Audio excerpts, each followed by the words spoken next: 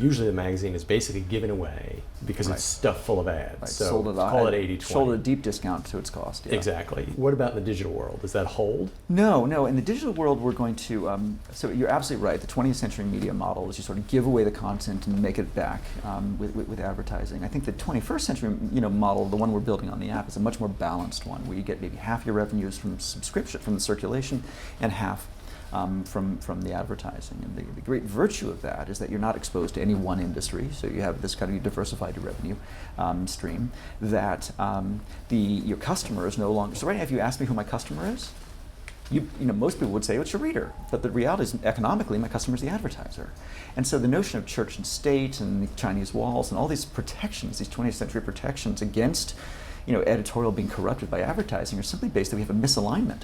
That my incentives are not aligned, my editorial incentives are not aligned with my business incentives because my customer is not my reader. Going forward, if my customer becomes my reader, then suddenly my interests are aligned. I'm going to do the right thing for the reader because it's going to improve my profits. Because as they become the customer, we get this 20th century mistake in the way we constructed media gets resolved, and suddenly I'm doing the right thing because it's economically efficient, optimal to do so. And you've constructed this situation that should be miraculous economically, which is most of the content is available for free online, yet people pay you for the hard copy that is often several days late or what have you, relative to stuff. And now they're paying you for a digital copy of stuff that they could get online for free. You're making a lot of money from people paying for stuff they could get for free. Right. You're the expert in free and freemium. Yes. How do you do that? This shall not last, right? I mean, we're definitely in the early days. I mean, we can do it, but is it the right thing to do? Do the customers feel great about the fact that they don't have subscriptions? Great about the fact that they're loyal Wired subscribers and they have to pay again for the iPad edition? No. I mean, this is we feel bad that we don't have all the optimal models deployed yet. Clearly, what we want is we want if you buy it in one format, you should have it in all formats.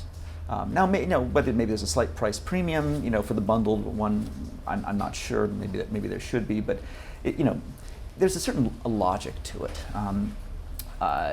People understand the marginal cost of the digital edition is low, so there's no reason why we shouldn't be able to offer a bundled deal.